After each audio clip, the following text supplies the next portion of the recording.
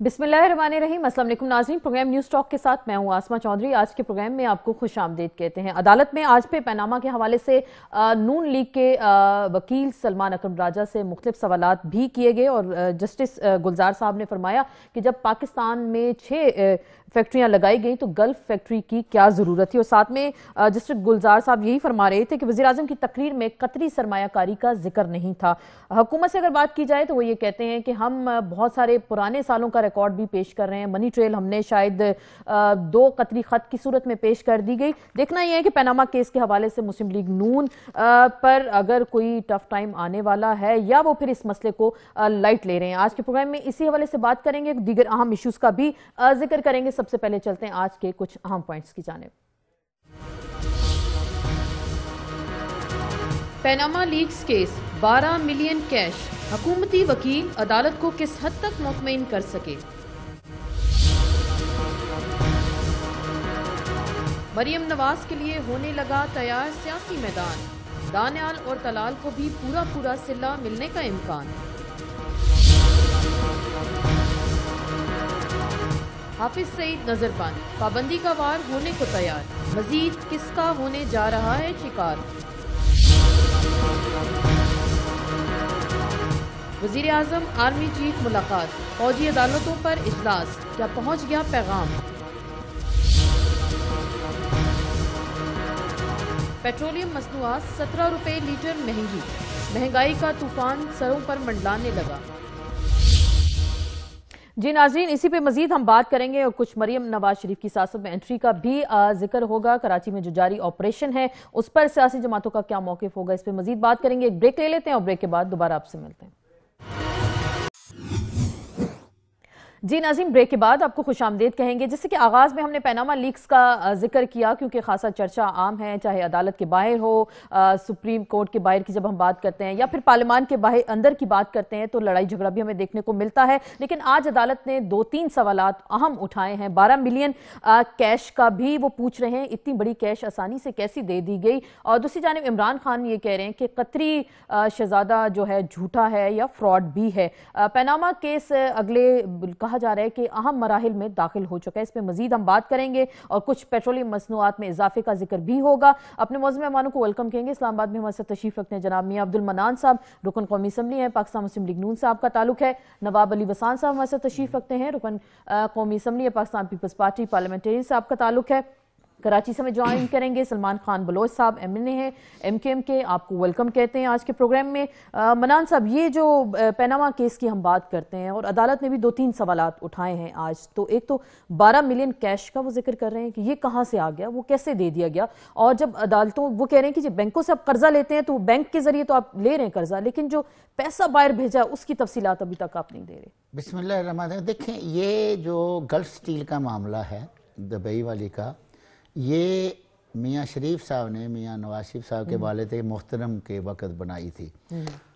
अब अदालत को हर सवाल करने का हक है, लेकिन बतौर बिजनेसमैन मुझे पता है कि जो मेरे वालिद साहब ने किया वो मुझे पूछ कर नहीं करते थे। जो मैं कर रहा हूँ वो मेरे शायद बेटे को पता नहीं होता, जो कि टोटल बिजनेस को कंट्रोल करता है, जिसको आप चीफ एग्जीक्यूटिव कह सकते हैं या किसी अदारे का मालिक ओनर कह सकते हैं। वो जितना भी बिजनेस करता है वो अपनी समझ के मुताबिक करता है और उसके मुताबिक उन्होंने ली, उसके मुताबिक उन्होंने बेची। चले ये उसके मुताबिक आप जो बात कर रहे हैं, लेकिन वो ये सवाल भी उठाया जाता है कि सारी मनी ट्रेल सिर्फ 2 कतरी खत के जरिए आ गई कि उन्होंने वाले साहब ने जो बिजनेस उनके जरिए किया और उन्होंने कुछ कर्जा दे दिया और लंदन फ्लैट्स उन्होंने आपको दे दिए, तो ये सिर्फ मनी ट्रेल 2 कतरी खत। देखें, बात सुने कि जो पैसे मियाँ शरीफ साहब मरहूम अल्लाह ताला उनको जन्नत नसीब करे उन्होंने वहाँ रखे, उन्होंने किसी बिजनेस के लिए रखे और मेरी इंफॉर्मेशन के मुताबिक बाकायदा उनका 20 साल के बाद हिसाब हुआ और उसमें से असल रकम के साथ नफ़ा भी जो उनकी फर्म थी कतर की उसमें जोड़ा गया और उससे उनको पेमेंट हुई। जहाँ तक बाकी तल्लक है कि जी ये ट्रेल नहीं है वो ट्रेल, हमारे पास 2 बहुत बड़े वाक़यात हुए हैं।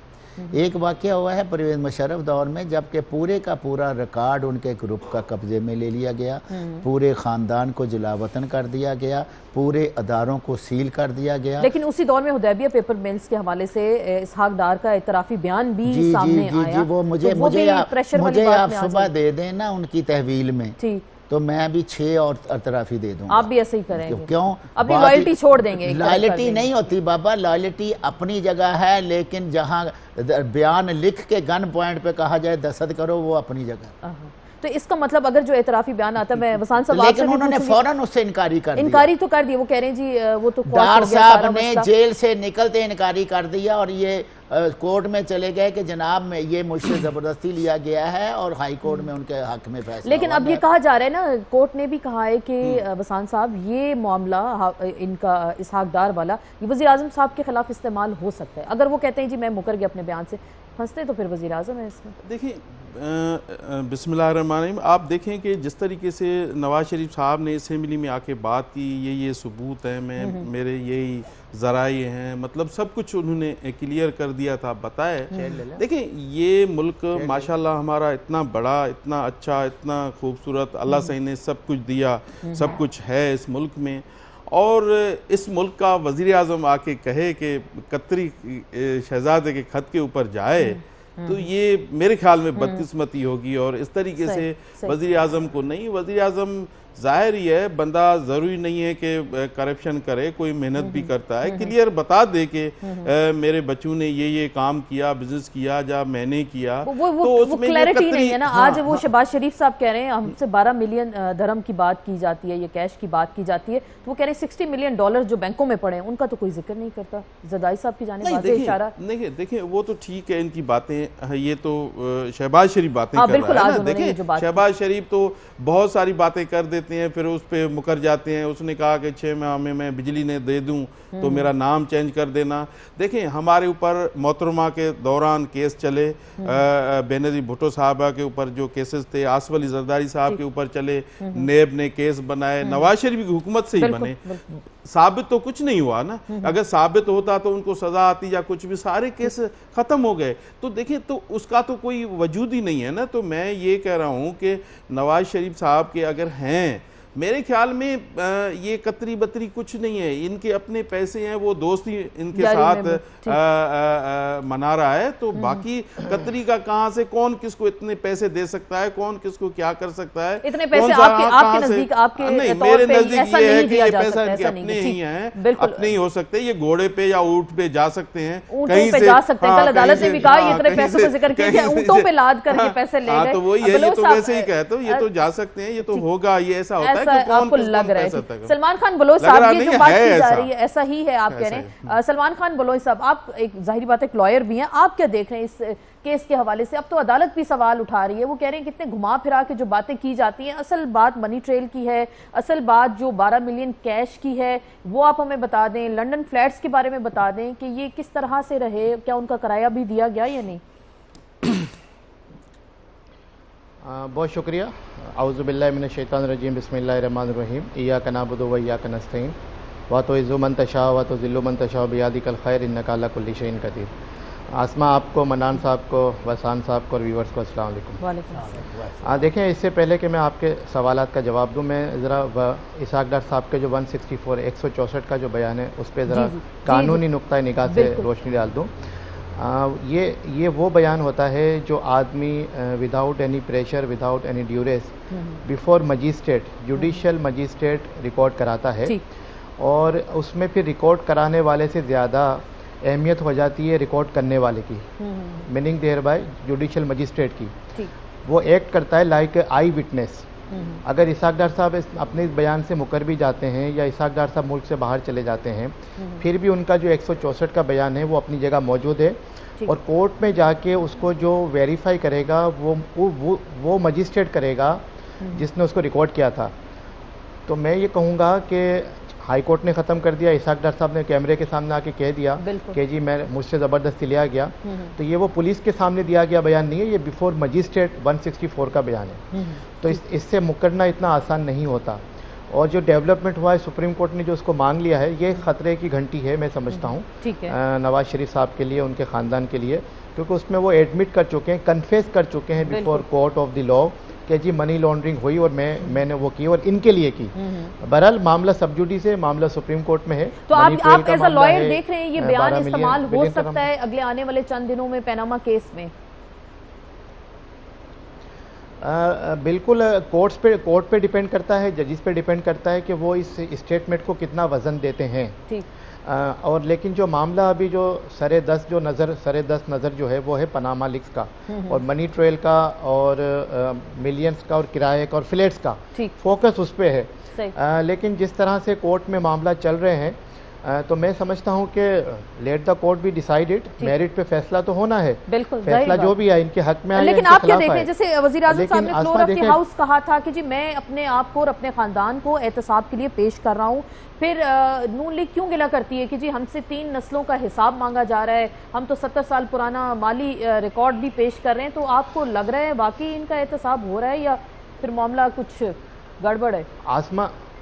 आसमा देखें, बादियो नज़र में वज़ीर आज़म साहब की 3 तकारीरें, एक on the floor of the assembly और 2 तकारीर टीवी पे हैं। तो उन तकारीर को एज सच कोई एडमिशन या एडमिसेबल स्टेटमेंट तो नहीं माना जा सकता। जिस तरह से असेंबली में जो तकरीर है वो इस्तिस्ना है, हर रुकने पार्लियामेंट को आर्टिकल 66 के तहत कोई भी बात करेगा तो कहीं चैलेंजेबल नहीं है। बहरहाल ये उनका राइट है, लेकिन मैं ये कहूँगा कि ना प्रेस कॉन्फ्रेंसिस के ज़रिए, ना मीडिया टॉक शो के ज़रिए, ना मीडिया में आके प्रेस कॉन्फ्रेंस को मुख्तलिफ पेपर्स दिखाने से फैसला नहीं होगा। फैसला अल्टीमेटली कोर्ट में होगा। और अगर ये मैं कहूँगा ये हमारे सियासतदानों की नाकामी है। अगर असेंबली में पार्लिमानी कमेटी बन जाती तो ये मामला सुप्रीम कोर्ट में आता ही नहीं। और अगर कोई अपने ज़र्फ का मुजाहरा करता, लेकिन आपको लगता नहीं है कि पार्लिमानी कमेटी का आप जिक्र कर रहे हैं? क्योंकि हमारे यहाँ कहते हैं कि किसी मामले को पेंडिंग पे डालना हो तो कमेटी बना दें, तो कमेटी फैसला कर लेगी या फिर कमीशन फैसला कर लेगा। मैं जरा मियां मनान साहब से पूछ लूँ, यही जिक्र कर लेते हैं सर। वो अनफॉर्चुनेटली आसमा एक हमारे यहाँ गुड एग्जाम्पल नहीं है। ठीक, तो एतजाज़ अहसन साहब भी कह रहे हैं जो लोग खाम ख्याली में रह रहे हैं कि शायद पैनामा का फैसला नवाज शरीफ के हक में आएगा तो वो कम अकली है। तो वो कह रहे हैं आपके सर पे ये तलवार लटक रही है पैनामा की और बहुत जल्द आप लोगों का एहतसाब होने वाला है। आप मुझे देख रहे हैं, मेरे सर पे कोई तलवार लटक रही है? नहीं, आपके सर पे नहीं, मियां नवाज शरीफ साहब के सर पे तलवार। मैं भी मियां नवाज शरीफ का एक कारकुन हूँ, अगर उनके सर पे लटकेगी तो मेरे सर पे भी लटकेगी। तो हमें तो कोई ऐसा खौफ नहीं है। आपको ऐसा खौफ नहीं? बात यह है कि अभी मेरे भाई मोहतरम सलमान बलोच साहब ने ऐन कानूनी बातें की हैं। हर चीज़ का आप आइन से बाहर नहीं जा सकते। चूंकि केस पाकिस्तान की सबसे बड़ी एपेक्स कोर्ट में है, हम उसको डिस्कस नहीं कर सकते। लेकिन जो आइन की दफात है आर्टिकल 66 है, बाकी जो आर्टिकल है जिसके तहत 184A के तहत ये हो रहा है, इस पे आइन के तहत इस केस में कुछ नहीं है। अच्छा। और जो कॉन्स्टिट्यूशनल लॉयर हैं उनसे आप राय ले लें, वो आपको बता देंगे। आपको नहीं लग रहा इसमें केस में हमें कोई जान तो दूर दूर तक नहीं लग रहा। ये एक बेजान घोड़ा है जिसको खान साहब टीके टूके लगा के दौड़ने की कोशिश करते हैं अपने धरनों की तरह और अपने जरसों की तरह। जिस तरह वो बैठ गए इस तरह केस भी बैठ जाएगा। तो वो फिर एतजाज़ अहसन साहब कह रहे हैं कि बेजान घोड़ा नहीं है ये। इसमें मेरे ख्याल में मनान साहब भाई हैं, दोस्त हैं, ऐसा नहीं है। सुप्रीम कोर्ट लाइट ले रहे हैं, आपको लग रहा है? हाँ? ये लाइट ले रहे हैं सारे मामले को। लाइट नहीं ले रहे हैं, अंदर से बड़े सीरियस हैं। ये बाहर से लाइट ले रहे हैं, लोगों को बता रहे हैं कि हम इतने सीरियस नहीं है। इसकी नींद नहीं आती रात को इन लोगों को, दोस्तों को। ऐसा नहीं है। देखें, ये हमारी सबसे बड़ी अदालत में केस चल रहा है और ये कहना कि कुछ भी केस में नहीं है, ये नहीं है। देखिए, ये तो फैसले खुद कर रहे हैं। अहम बात जजेस भी कर रहे हैं ना। कल जजेस ने कहा कि ऊंटों पे ये फिर इतने पैसे लाद कर लेके गए, वहाँ ऊँट ही चलते हैं। वहाँ सही कहा जज ने, यहाँ से रेगिस्तान से आपने भिजवाया, वहाँ ऊँट ही जाते हैं। अच्छा, वहाँ ऊँट जाते। इसका मतलब सही कहा गया कि ऊँटों पे पैसा लाद कर भेजा हो रहा है। इस बात का सुबह से आप देखें कि एक वो वसान साहब कह रहे हैं, मैं जरूर आपसे इसका जवाब दूंगी। सुबह से आप देखें कि एक केस चल रहा है, उधर से खत्म होता है तो बाहर मेला लगता है कि जिस तरीके से आप देखने वाला होता है। सुबह से हम उठते हैं तो टीवी चलाते हैं, कोई और पार्टी आ गई और तीसरी आ गई, फिर ये जवाब देते हैं एक दूसरे की उछाड़ बुछाड़, ये वो दिन 2 बजे तक हमारे यहाँ ये नहीं है कि सुप्रीम कोर्ट का कोई एहतराम नहीं है, कोई रेस्पेक्ट नहीं है। रेस्पेक्ट करनी चाहिए। हम तो हैं पाकिस्तानी, जाहिर हम न करेंगे कौन करेगा, तो हमें उनका एहतराम, उनका रिजल्ट का एहतराम करना चाहिए कि वो जो फैसला करें। हम देखें ये ऐसे हो सकता है, ये ऐसे हो सकता है हुकूमती दौर का कि कुछ भी नहीं है, क्या कुछ भी नहीं है, ये तो ज्यादती होगी। आसमा मैं अर्ज कर रहा था, आसमा में अर्ज ये कर रहा था, देखें जो वसान भाई कह रहे हैं और जो आपने भी कहा कि जजिस ने कहा कि वोटों पे लादने, देखें मुख्तलिफ औकात में मुख्तलिफ मौके पे ऑनरेबल जजिस अपनी ऑब्जर्वेशन देते रहते हैं, तो इट डज नॉट मीन कि वो कोई मतलब जजमेंट में भी आएगा। फॉर एग्जांपल आर्टिकल 6 पे बड़ी सख्त ऑब्जर्वेशन आई थी कि अगर हमने ये लागू कर दिया सब फारिग हो जाएंगे सिवाय सिराजुल हक के, बिल्कुल। और अगले दिन उस ऑब्जर्वेशन को वापस ले लिया गया। तो हम ये समझते हैं कि जो अच्छा वकील होता है वो हमेशा जजिस के माइंड को रीड करता है, ठीक है। जजिस के माइंड को रीड करते हुए जो अपना आर्ग्यूमेंट रखेगा, फैसला वो अपने हक में ले लेगा। और मैं समझता हूँ मियां नवाज शरीफ साहब ने जो वकला की टीम उतारी है वो बेस्ट लॉयर्स हैं पाकिस्तान के। क्या बाकी बेस्ट लॉयर्स हैं? बिल्कुल आप कह रहे हैं बेस्ट लॉयर्स हैं, लेकिन मैं मनान साहब से पूछूंगी कि क्या बेस्ट लॉयर्स बचा सकते? मुझे कंप्लीट करने दें, आसमा मुझे कंप्लीट करने दें प्लीज। देखिए मैं अपनी बात मुकम्मल कर लूं, फिर आप आगे बढ़ जाइए। I have no objection. जी जी देखिए मैं सिर्फ इतना अर्ज कर रहा हूं अपने व्यूअर्स से और आपसे कि जजिस के माइंड को पढ़ते हुए आगे चलना चाहिए। और पीटीआई का ये एक मतलब लेकुना रहा है कि उन्होंने अपने वकला पे ट्रस्ट नहीं किया। फॉर एग्जांपल हामिद खान आए, उसके अलावा दूसरे वकला आए, अगर वो अपने वकला को लेके चलते आगे, अच्छे लॉयर्स की ज़रूरत होती है इस किस्म के बड़े मेगा केसेस में। तो बहरहाल फैसला होना है, लेकिन मन्नान साहब से भी अर्ज है कि इस तरह बिल्कुल ना करें कि जी कुछ भी नहीं है, मतलब कक भी नहीं निकलेगा, ऐसा नहीं है। फैसला जो होना है वो आर्ग्यूमेंट को होना है, मेरिट को होना है। और आप जो है जजिस को और एपेक्स कोर्ट को जी अंडरमाइन ना करें। ठीक है, आप कह रहे हैं कि अंडरमाइन ना किया जाए, तो वो इतना देखिए ये मेरा उस बात का जवाब है जैसे सलमान बलोच भाई ने फरमाया है कि जो अदालत के बाहर खासा बातें हैं और फिर इतने कानूनी फैसले सादर फरमाते हैं। और शेख रशीद साहब वो तो 4 साल से हमारा फैसला कर रहे हैं कि ये आज गए, बड़ी ईद के बाद कुर्बानी हो जाएगी। उन्होंने कहा कसाई भाग गया था, अभी वो कह रहे हैं 3 दिन बड़े अहम हैं। ना अंपायर की उंगली खड़ी हो जाएगी, फलां हो जाएगा, सुप्रीम कोर्ट से ताबूत निकलेंगे, तो हमें इतना भी हक नहीं है कि हम कहें कुछ नहीं होगा। अच्छा आप कह रहे हैं कि जो आप जो कह रहे हैं मतलब कि इतनी सख्त बातें और इतने सख्त जो फैसले दिए जा रहे हैं और इतनी जो सख्त ज़बान, तो हम तो माइल्ड की मुस्कुरा के कहते हैं कुछ नहीं होगा, ये कोई जुर्म नहीं है या बड़ी इंटरेस्टिंग और बड़ी मासूमाना बात कर रहे हैं मनान साहब कि कुछ नहीं होगा। देखते हैं वाकई कुछ होगा या नहीं होगा, ये आने वाला वक्त बेहतर बता सकता है। मजीद बात करेंगे, कुछ पेट्रोलियम प्राइसेस का भी जिक्र करेंगे मुख्तसर से ब्रेक के बाद।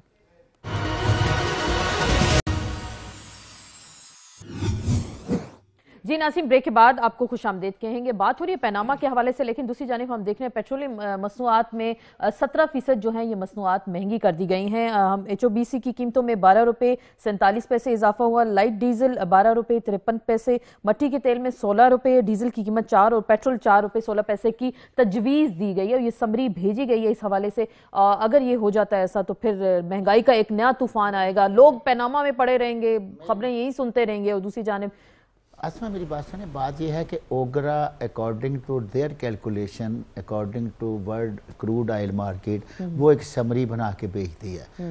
लेकिन गवर्नमेंट ने अपने फैसला पाकिस्तान के अवाम के मफाद को मद्देनजर रख, तो आप रिलीफ देंगे? आप रिलीफ देंगे, जितना आप फरमा रही हैं इतना कतन नहीं होगा। ये मैंने नहीं सर फरमाया, ये समरी में लिखा जो समरी में पिछली 4 समरियां जो 4 महीने से जा रही हैं, किसी समरी पे 100% अमल दरामद नहीं हुआ।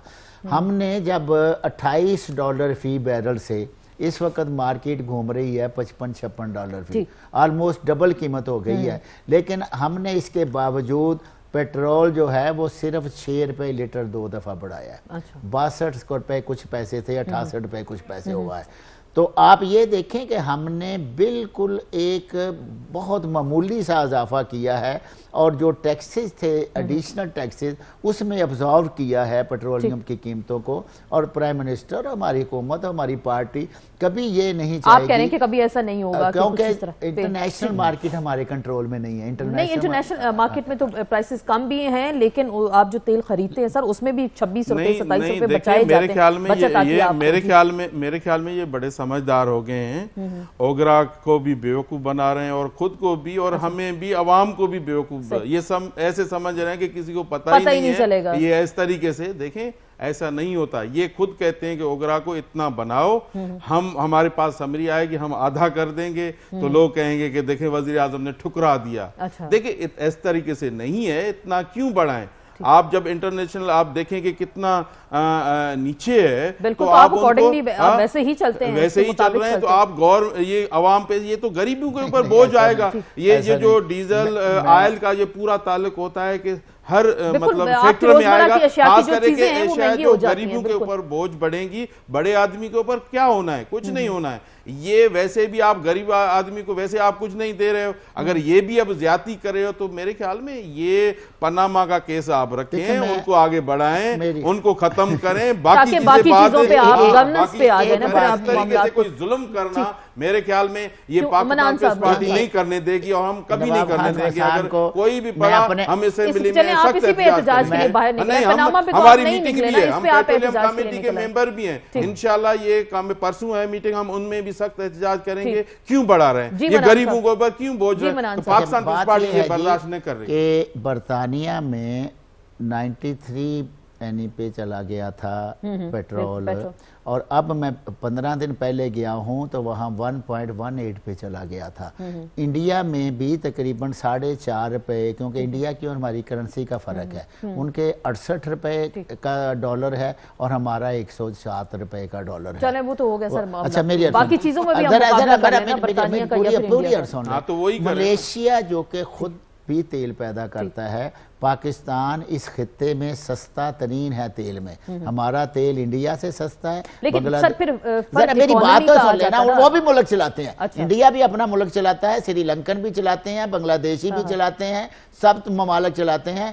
Other than oil producing country Pakistan खित्ते में सस्ता तरीन है तेल। चलें सस्ता तरीन तेल मुझे ये बताएं, साहब से भी पूछ लूंगी। नहीं, मुझे ये बताएं, बरतानिया के साथ आप ये मुकाबला करें, जिसकी ट्यूब चल रही है, समूह के तादाद में अंडरग्राउंड चल रही है, आप बाहर नहीं चला सकते, ट्रेन नहीं चला सकते, आप पीआई नहीं चला सकते, आप पीआई नहीं चला सकते, पीआई को तबाह ग्रीन बस चला रहे हैं। ग्रीन बस क्या लोग खाएंगे? स्टील मिल को ठीक कर दें, वो सब पूछते हैं, अपनी मिलें बाहर लगाएं, स्टील मिल को आप ठीक करें। पाकिस्तान को पीआई को करें, आप सारी चीजें उनको बंद करके आप इतनी सारी है अजीजिया की मिल, वो मेट्रो बस ये जो पाकिस्तान स्टील है ये तो 100 बिलियन का प्रोजेक्ट है। तो ये जो अजीजिया मिल है वो इतनी सी है, छोटी सी है। पाकिस्तान स्टील से दुनिया के किसी बड़े प्लांट का आप मुझे ये बताओ, ये दुनिया के बड़े प्लांटों में से एक है।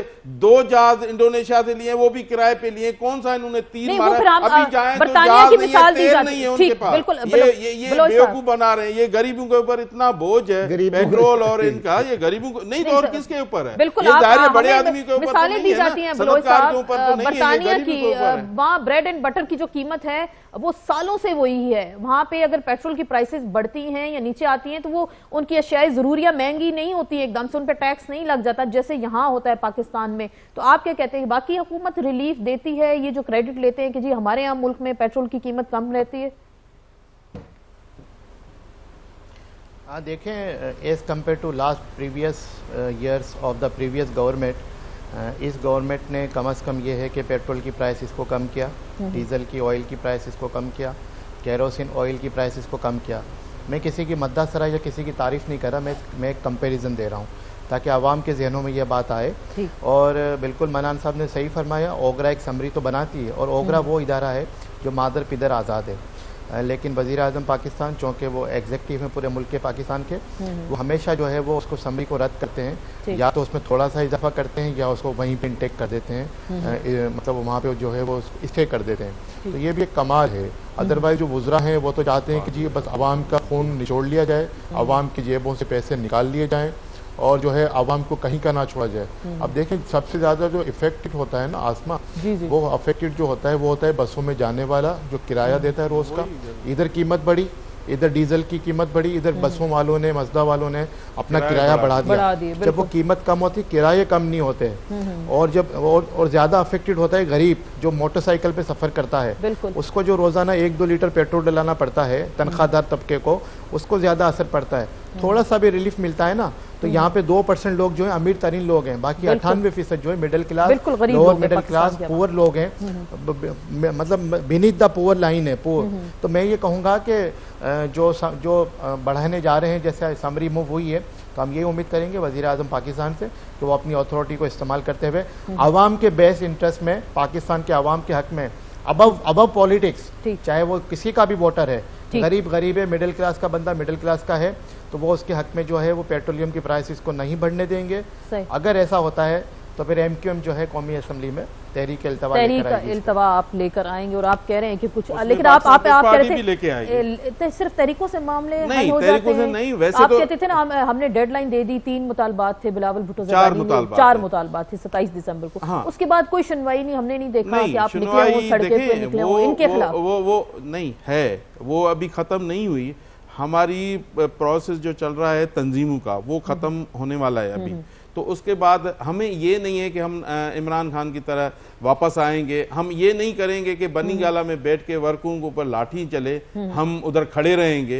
हम लड़ेंगे, इंशाल्लाह लड़ेंगे। नहीं, इनके खिलाफ अगर कोई हमसे लड़ेगा तो हम जब धरना देंगे, हमसे कोई लड़ेगा, हम उनसे लड़ेंगे। लेकिन पैनामा पे आप खुलकर सामने नहीं, खुलकर हमसे ज्यादा कौन है? हमने असेंबली में, सेनेट में बिल हमने लाए, हमने कमेटी बनी, उसमें रिजल्ट नहीं निकला, आज तक वो बिल पड़ा है। आज तक हमारी कोशिशें हैं कि समझदार हो जाए, समझ जाए PTI की तरह। बलोच साहब जो कहते रहे, बलोच साहब तो अभी तो आशीर्वाद नून लीग से ले रहे हैं, अभी इनको भी चलना है, आगे बढ़ना है। आजकल तारीफें तारीफें चल रही है, बड़ा तमाम बड़ी अच्छी बात कर रहे हैं। ये तो आपको तमाम मुहब्बे वतन हमारे साथ ये है, दोस्ती हो गई है, दोस्ती हो गई। देखो ना, इन्होंने ये उनको ही कहते हैं कि जो उनके लिए बातें करते हैं, उनको वतन बता देते हैं, ये जो है ना। जी आसमा, एक सवाल आप ही कर लीजिए मेरी तरफ से बसान साहब से कि पानामा के इशू पे PTI चली गई, जमात इस्लामी चली गई, शेख रशीद चले गए, पीपल्स पार्टी के अपोजिशन लीडर हैं, वो क्यों नहीं गई? सड़कों पे तो पड़ा है, हमने मुतालबात पहले से ये है, हमने देखे ना, हमने एक स्टैंड लिया हुआ है कि हमने कहा कि देखें इमरान खान थोड़ा सा जज्बाती होता है, वो कर देता है, आगे वो क्या होता है उसके बाद हमारे जो फैसले हैं ना, देखें हमने हमारी कोशिश है, ये नहीं है हम तो कहते हैं कि पार्लियामेंट को सुप्रीम माने और मानना चाहिए। देखें यही लोग चले गए थे, इन्होंने रिजाइन दी, उन्होंने रिजाइन PTI ने दी, फिर भी पार्लियामेंट में आए ना। हमने तो ऐसी रिजाइन नहीं दी ना, लड़ाइयां इन लोगों ने की, हमने तो कभी लड़ाइयां नहीं की ना। तो देखें हम तो जमहूरियत चाहते हैं, हम तो जमहूरियत को मजबूत करना चाहते हैं। इस तरीके से थोड़े कि ये उनकी तारीफ करे, ये उनकी तारीफ करे, कम से कम हक सच तो बोलना चाहिए, हक सच तो बोलना चाहिए ना। तो वही है ना, तो देखें हम आ रहे हैं, 4 मुतालबात हमारे नहीं मानेंगे, इंशाल्लाह हम पार्लियामेंट में भी आएंगे, सड़कों पे भी आएंगे, इस्लामाबाद भी आएंगे, ये आएगा। ये 1 महीना सब्र करो, चलो 1 महीना और सब्र कर लें। जी बोलो। आसमा में एक जुमला कह दूं, जरूर आसमा में एक जुमला, ये सारी लगी लिपटी है, लफाजी है, होना कुछ भी नहीं है। वडेरे जागीरदारों ने कभी अपोजिशन करनी होती, गरीबों के हकों की बात करनी होती तो ये हाल ना होता। मैं सिर्फ एक बात कर दूं आसमा में, पेशन को ही कर रहा हूँ कि अगले इलेक्शन में 5 साल दोबारा वफाकी हुकूमत और सूबाई सिंध की हुकूमत जो है वो पीपल्स पार्टी और पंजाब की हुकूमत PMLN, ये तय हो चुका है, ये बंटवारा हो गया, भी हो चुकी है, इसलिए पीपल्स पार्टी सुप्रीम कोर्ट में नहीं गई। ठीक, अच्छा ये बड़ी आम बात कर रहे हैं, वो कह रहे हैं कि अगले 5 साल का भी बंटवारा हो गया। नहीं वो बात ठीक कर रहे हैं, ये फिर मैं आती हूँ, मैं जरूर मनान साहब, ये अच्छा ये जवाब एक दे दीजिएगा, ये मरीम नवाज पे सर कहा जा रहा है कि डर और खतरा उनसे है ज्यादा, क्या अगली जानशीन 2018 के इलेक्शन में मरीम नवाज आएंगी सियासत में, नून लीग की बागडोर वो संभालेंगी? वो क्योंकि एक ट्वीट भी आया कि उनको निशाना बनाया जा रहा है, वो सियासी खतरा समझते हैं शायद। देखिए मेरी बात सुने, वो तो हर एक को खतरा समझते हैं, उन्होंने इन्होंने ना मियाँ शहबाज शरीफ साहब को बख्शा, ना मरियम बेटी को बख्शा, ना मियाँ साहब के दोनों बेटे जो कभी सियासत में आए ही नहीं, ना उनको बख्शा, ना मियाँ साहब को बख्शा। और जब ज़्यादा ज़रा जोश चढ़ जाता है, वो एक उन पे एक ख़ास वक़्त आता है दिन में, उस वक़्त हमारी पूरी पार्टी को नहीं बख्शते। तो बात ये है कि नवाब भाई एक बात समझते हैं, ये सियासी कारकुन है और इनमें बड़े मैच्योर सियासी लीडरशिप है।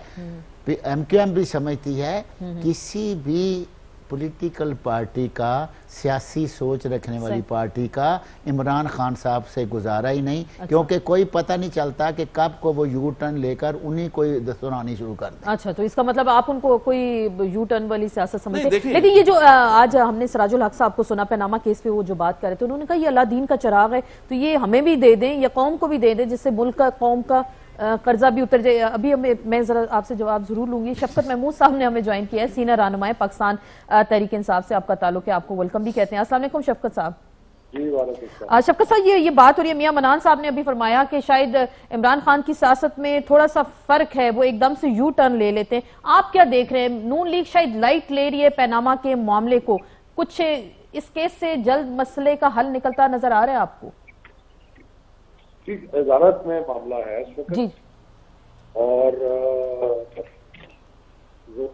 रोज हेयरिंग्स हो रही है और हमारा ख्याल है कि और 8-10 दिन तक सारे मामला जो है अदालत की हद तक तय हो जाएंगे। ठीक, तो उसके बाद फैसला आ जाएगा। सही। तो लाइट कौन ले रहा है, हैवी कौन ले रहा है, ये तो पता लग जाएगा जब फैसला है। सही। तो शफकत साहब ये बताएंगे, क्योंकि एक नून लीग कह रही है कि मरियम नवाज शरीफ को आप लोग सियासी खतरा समझ रहे हैं, क्योंकि वो जानशीन बनने जा रही है नून लीग की जानिब से 2018 के इलेक्शन में।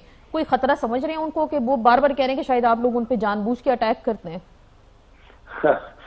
बात यह है कि ये मामला पॉलिटिकल तो है ही नहीं, क्योंकि पनामा लीक्स जो थी वो तहरीक इंसाफ ने तो इजाद नहीं की। जी जी। वो तो एक इंटरनेशनल ऑर्गेनाइजेशन थी जिसने किया, और जितने भी मामला उससे अनफोल्ड हुए हैं, इंक्लूडिंग मरियम साहबा की जो ओनरशिप है जी जी उन फ्लैट्स की, या उनकी ऑफशोर कंपनीज हैं, या बाकी सिलसिले हैं, या जो ब्रिटिश वर्जिन आइलैंड से इंफॉर्मेशन आई है, वो सारी की सारी पनामा लीक्स के कॉन्टेक्स्ट में आई है। और हमारे पास तो डॉक्यूमेंट है, हमने कोर्ट में डॉक्यूमेंट दिए हैं। तो ये कोई पॉलिटिकल बात नहीं है कि पॉलिटिकल क्या है, पॉलिटिकल तो हमारा नून लीग से मुकाबला होगा। जी जी। उसमें मरियम भी साहबा भी अगर होना चाहती हैं तो आए, और नवाज शरीफ साहब हैं, बाकी लोग भी हैं। तो ये शफकत साहब, अभी ये यहाँ पे ये डिस्कशन में क्योंकि एक चीज सामने आई कि इमरान खान की जो सियासत है वो ये कह रहे हैं तशद्दुद की है या घेराव की है, या फिर वो धरने की सियासत है, पार्लियामान की सियासत को वो शायद नहीं मानते, और इसीलिए वो कह रहे हैं कि पॉलिटिकली आइसोलेट है हो गई है शायद PTI। ये हमारे जो गेस्ट थे उनका ये कंसेंसस था इस पे। पता नहीं आपके गेस्ट का मुझे नहीं पता। ये मियां मनान साहब हैं, नवाब बसान साहब हैं, सलमान खान बलोच साहब हैं MQM से। जी जी जी, उनकी अपनी राय है, मेरी राय तो बिल्कुल मुख्तलिफ है। मेरी राय ये है कि तहरीक इंसाफ, अभी देखिए हम हर संडे को जलसा कर रहे हैं, ऐसे ऐसे कामयाब जलसे कर रहे हैं, सारे पंजाब में कर रहे हैं। तो इसलिए ये इनकी राय है, उनको हक है अपनी राय का। लेकिन तहरीक इंसाफ की जो पॉलिटिकल कैंपेन है वो बिल्कुल ठीक चल रही, और अब बच्चा बच्चा जानने लग गया है कि किसने कौम के साथ क्या किया है। अब लोगों के जुबान पे ये जो कंपनी है नेस्कॉम, ये तो लोगों को जुबानी याद हो गई। सही, ठीक। तो इसलिए ये तो तहरीक इंसाफ ने चलाई थी करप्शन के खिलाफ, ये तहरीक चल रही है, इंशाल्लाह पॉलिटिक्स भी चल रही है, तहरीक भी चल रही है। बहुत बहुत शुक्रिया शफकत महमूद साहब, आप हमारे साथ मौजूद थे, और वो ये कह रहे हैं कि तहरीक इंसाफ ने इशू उठाया तो ये मसला आगे चलेगा। मैं थोड़ा सा जवाब जी जरूर जवाब दें। सिर्फ मेरे लिए मोहतरम है बात यह कि जो जलसे आप कर रहे हैं उससे ज्यादा बड़े जलसे पेशावर में अकेला बेचारा अमीर मुकाम कर रहा है। अच्छा, आप अमीर मुकाम के जलसे का इनसे मुकाबला कर रहे हैं? जी, आप चेक कर लें, आप गिनती कर लें कि एक अमीर मुकाम जो कि सिर्फ एडवाइजर है और एक सूबे से उसका ज्यादा तल्लक है, नेशनल पॉलिटिक्स से ज्यादा तल्लक नहीं है, वो एडवाइजर इनके साहिवाल के जलसे थे, उस दिन उसका पेशावर का जलसा ज्यादा था। आप चेक कर लें। मैं बलोच साहब से आखिरी बात करूंगी। बलोच साहब, ये जो गवर्नर सिंध लगाएगी मोहम्मद जुबैर को, कुछ MQM के रिजर्वेशंस आ रही हैं इस हवाले से, आप क्या कहेंगे? नहीं जी, बिल्कुल रिजर्वेशन नहीं है। आपने देखा होगा प्रेस रिलीज आया डॉक्टर फारूक सत्तार साहब की तरफ से, उन्हें वेलकम कहा। ख्वाजा इजहारुल हसन साहब ने आज फरमाया, उन्होंने कहा कि उर्दू स्पीकिंग नहीं है वो, तो शायद उस वजह से आप लोग एतराज कर रहे हैं। मैं भी ख्वाजा इजहर साहब का बयान में नहीं सुन सका, मैं फारूक सत्तार साहब की तरफ से जो सरबराह हैं MQM के जो प्रेस रिलीज आई है मैं उसको आगे लेके चलता हूँ। असद उमर साहब को मुबारक दे दें कि उनके भाई को हमने गवर्नर लगा दिया। और साथ ये भी कहा है फारूक सत्तार भाई ने कि वो सूबे के हक में, शहर के हक में, शहरियों के, कराची शहर के हक में जो है वो एक बैलेंस कायम करेंगे और अच्छे काम करेंगे इस शहर और सूबे के हक में। लेकिन ख्वाजा इजहर भाई ने आज इन खदशात का इजहार किया है, तो उनके जहन में भी कोई चीज़ें होंगी। चलें ठीक है। तो लेकिन आज वो जो DG ISPR ने कहा कि कराची का ऑपरेशन, वसान साहब उन्होंने कहा कामयाबी से चला, 16,000 के करीब ऑपरेशंस किए गए। आप मुतमईन है कराची में जो ऑपरेशंस हुए? देखिए ऑपरेशन हम बिल्कुल खुश हैं, सिंध गवर्नमेंट के साथ पुलिस भी है, रेंजर्स भी है, इकट्ठे मिलके एक ऑपरेशन हो रहा है, सफाया हो रहा है, मुल्क की पहले भी हुआ है। और गवर्नर की आपने जिस तरीके से बात की, अच्छा है, पढ़ा लिखा है, अगर आता है आप वेलकम करेंगे। हाँ वेलकम करेंगे, क्यों नहीं करना चाहिए, अच्छा है। पर आपसे मुशावरत की गई थी? मेरे ख्याल में नहीं की। ये तो खुद उनसे पर इस तरीके लेकिन अभी तो आप लाना चाहिए, सिंध गवर्नमेंट है, उनसे पूछना चाहिए। लेकिन अभी तो आप उनको वेलकम नहीं, वेलकम इसलिए कह रहा हूँ कि अच्छा है, पढ़ा लिखा है। ये नहीं मैंने कहा कि मुझे ये नहीं कहा कि मैंने कहा कि पूछना चाहिए। मेरी इत्तला के मुताबिक इस हकदार साहब कराची तशरीफ ले गए थे और मुराद अली शाह साहब से भी उन्होंने डिस्कशन की और बाकी दोस्तों से भी। नहीं, मुझे पता नहीं है। बहुत बहुत शुक्रिया वसान साहब, आपका शुक्रिया, बलोच साहब आप सबका बहुत बहुत शुक्रिया। और इसी के साथ आपसे इजाजत चाहेंगे। पनामा के हवाले से देखते हैं कि मजीद क्या पेशरफ्त सामने आती है और जो अदालत ने सवालात उठाए हैं क्या नून लीग के वकला उनको मुतमईन कर पाएंगे। इसके साथ ही आपसे इजाजत चाहेंगे। ट्विटर पे आसमा एस चौधरी पे आप हमें फॉलो कर सकते हैं। फीडबैक का इंतजार रहेगा। इजाजत दीजिएगा। अल्लाह हाफिज।